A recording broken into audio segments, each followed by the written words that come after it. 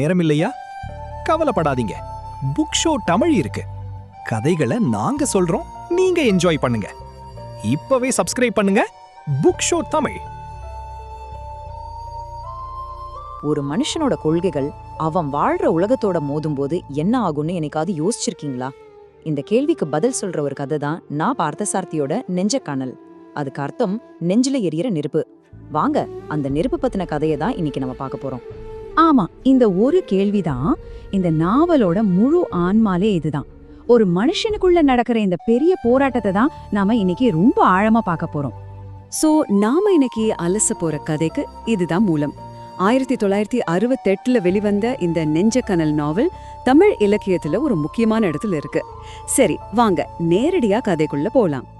இந்த கதையை நாம ஒரு 5 பகுதியா பிரிச்சு பார்க்கலாம். முதல்ல கதை நாயகனோட அறிமுகம், அப்புறம் அவன் சந்திக்கிற சமரசங்கள், வாழ்க்கையில அவன் ஒரு முக்கியமான முடிவெடுக்க வேண்டிய ஒரு கட்டம், கடைசியா அவன் நேர்மையா இருந்ததுக்கு கொடுத்த வேலை என்னங்கறத பத்தி பார்க்க போறோம். சரி, முதல்ல இந்த கதை எந்த காலகட்டத்துல நடக்குதுன்னு புரிஞ்சுக்கிறது ரொம்ப முக்கியம். ஏன்னா அப்போ இருந்த சமூக அரசியல் சூழ்நிலை தான் இந்த கதையோட ஒவ்வொரு கேரக்டரையும் ஒவ்வொரு சம்பவத்தையும் உருவாக்குது. அதாவது 1960களில் இந்தியாவுக்கு சுதந்திரம் கிடைச்சதுக்கு பிறகு தமிழ்நாடு ஒரு விதமான கொந்தளிப்பான சூழல்ல இருந்துச்சு. அந்த நேரத்துல தான், சரியா சொல்லணும்னா மே 1968 இந்த நாவல் முதல் முறையா வெளியாச்சு. அப்போ இருந்த நிலைமையா அப்படியே கண்ணாடி மாதிரி காட்டினதால இது ரொம்பவே சக்தி வாய்ந்த ஒரு படைப்பா பார்க்கப்பட்டுச்சு. அதுக்கப்புறம் பல பதிப்புகள் வந்துருச்சு. அதுவே சொல்லுது இல்லையா இந்த கதைக்கு இன்னைக்கும் எவ்வளவு முக்கியத்துவம் இருக்குன்னு. புத்தகத்தோட பதிப்பாளர் குறிப்பிலே ஒன்னு சொல்லிருப்பாங்க. அப்போ இருந்த சினிமா அரசியல் துறைகள்ல நிறைய சிக்கல்கள் இருந்துச்சு. அந்த மாதிரி ஒரு சூழல்ல நல்ல மனுஷங்க கூட சில தார்மீக போராட்டங்களை சந்திக்க வேண்டியிருந்தது. அதை ஆராயறதுக்காக தான் இந்த நாவலையே எழுதினதா சொல்லிருக்காங்க. அப்ப பாருங்க, இது வெறும் கற்பனை கதை இல்ல, அந்த காலத்தோட ஒரு நிஜமான பிரதிபலிப்பு. சரி, இவ்ளோ கொந்தளிப்பான ஒரு உலகத்துக்கு நடுவுல தன்னோட கொள்கைகளை மட்டுமே உயிர் மூச்சா நினைக்கிற ஒருத்தர் வராரு. அவர்தான் நம்ம கதையோட ஹீரோ. வாங்க அவரை பத்தி தெரிஞ்சுக்கலாம். அவர் பேரு காலக்கண்ணன். அவர் ஒரு எழுத்தாளர், ஒரு கலைஞர். ஆனா அதெல்லாம் தாண்டி அவர் ஒரு இலட்சியவாதி. தன் மனசாட்சி என்ன சொல்லுதோ அத மட்டும்தான் கேட்பார். நேர்மைதான் அவரோட பலம், கொள்கைதான் அவரோட பாதுகாப்பு.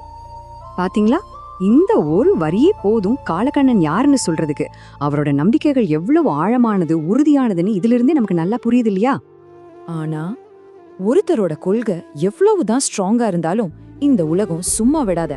அதை எப்படியாவது சோதிச்சு பார்க்கும். இப்போதான் காலக்கண்ணனோட கொள்கைகளை அசைச்சு பார்க்கிற சக்திகள் கதைக்குள்ள வருது.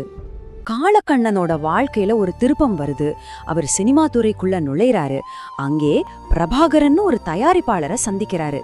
சொல்ல போனா இந்த ஒரு சந்திப்பு தான் கதையோட போக்கையே மொத்தமா மாத்த போகுது. இங்கேதான் முக்கியமான முரண்பாடே வருது. இதுதான் இந்த கதையோட மையப்புள்ளி. காலக்கண்ணனை பொறுத்த வரைக்கும் கலைங்கிறது மக்களுக்காக, அது உண்மைய பேசணும், சமூக பொறுப்போட இருக்கணும். ஆனா பிரபாகரனுக்கு கலைங்கிறது ஒரு பிசினஸ், வெற்றி தான் முக்கியம். அதுக்காக கொஞ்சம் வளைஞ்சு நெளிஞ்சு போறதுல தப்பே இல்லைன்னு நினைக்கிறாரு. கதை போக போக காலக்கண்ணன் திரும்ப திரும்ப சந்திக்கிற ஒரு பெரிய கேள்வி இதுதான். ஒரு நிமிஷம் யோசிச்சு பாருங்க, நம்ம வாழ்க்கையில கூட இந்த மாதிரி ஒரு கேள்வி எப்பவாவது வந்திருக்கும் இல்லையா? சமரசங்கள் அதிகமாகுது, பிரஷர் ஏறுது. எந்த கதையா இருந்தாலும் ஒரு கட்டம் வரும், அதுக்கப்புறம் பின்வாங்கவே முடியாது. காலக்கண்ணனோட வாழ்க்கையிலையும் அந்த உச்சக்கட்ட நெருக்கடி இப்போ ஆரம்பமாகுது. இந்த மோதல் கொஞ்சம் கொஞ்சமா பெருசாகுது. முதல்ல பிரபாகரன் ஒரு பெரிய ஆஃபர் கொடுக்கறாரு. ஆனா அது காலக்கண்ணனோட கொள்கைக்கு எதிரா இருக்கு. அதுக்கப்புறம் அவரை சுத்தி இருக்கிறவங்க எல்லாரும் அவருக்கு அழுத்தம் கொடுக்க ஆரம்பிக்கிறாங்க. கடைசியில அவர் ஒரு முடிவை எடுத்தே ஆகணுங்கிற ஒரு இக்கட்டான சூழ்நிலைக்கு தள்ளப்படுறாரு. இதுதான் இந்த கதையோட கிளைமேக்ஸ். ரொம்பவே உணர்ச்சி பூர்வமான ஒரு தருணம். காலக்கண்ணன் தன்னோட உறுதியான முடிவை சொல்றாரு. உலகமே அவரை ஒரு தோத்து போனவரா பார்க்கலாம், ஆனா தான் மனசாட்சிக்கு முன்னாடி ஒரு முழுமையான மனுஷனா இருக்கிறது தான் அவர் விரும்புறாரு. சரி, தம் மனசாட்சிக்காக உலகத்தையே எதிர்த்து நின்று ஒருத்தனோட நிலைமை என்ன ஆகும்? அந்த நேர்மைக்காக அவர் கொடுத்த விலை என்ன? வாங்க கதையோட கடைசி பகுதிக்கு போகலாம். சோ நடந்தது என்னன்னா, காலக்கண்ணன் தன்னோட கொள்கையில உறுதியா இருந்ததால தொழில் ரீதியா பெரிய நஷ்டத்தை சந்திக்கிறாரு. தனிப்பட்ட முறையிலயும் இழப்புகள் வருது. ஆனா இது எல்லாத்துக்கும் மேல அவர் ஒரு தார்மீக வெற்றியை அடைறாரு. ஒரு மன நிறைவு அவருக்கு கிடைக்குது. அப்போ இந்த நாவல் வெறும் காலக்கண்ணனோட கதையை மட்டும் இல்ல, இது நம்ம எல்லார்கிட்டயும் சில முக்கியமான கேள்விகளை கேக்குது. ஒரு சமூகத்துல கலைஞனோட பங்கு என்ன? கொள்கைக்கும் நடைமுறை வாழ்க்கைக்கும் நடக்கிற போராட்டத்துல நாம எதை தேர்ந்தெடுக்கணும்? ஒரு தனி மனுஷனோட மனசாட்சிக்கு எவ்வளோ சக்தி இருக்கு? இப்படி பல விஷயங்களை இந்த புத்தகம் அலசுது. இதையெல்லாம் பார்க்கும்போது ஒண்ணு நல்லா புரியுது. ஆசிரியர்னா பார்த்தசாரதி அவர் வாழ்ந்த காலத்துல பார்த்த உணர்ந்த விஷயங்களை, சமூகத்தின் மேல இருந்த விமர்சனத்தை தான் இந்த கதையா வழிச்சிருக்காரு. இது அவரோட நேரடியான ஒரு பார்வை. சரி, இந்த கதையா அலசி முடிக்கும்போது கடைசியா இந்த ஒரு கேள்வியை உங்க முன்னாடி வைக்கிறோம். இந்த உலகத்துக்காக கொஞ்சம் வளைஞ்சு கொடுத்து போறது நல்லதா, இல்ல நம்ம நம்பிக்கைகளுக்காக உடைஞ்சு போனாலும் பரவாயில்லன்னு உறுதியா நிக்கிறது நல்லதா? நீங்க என்ன நினைக்கிறீங்க?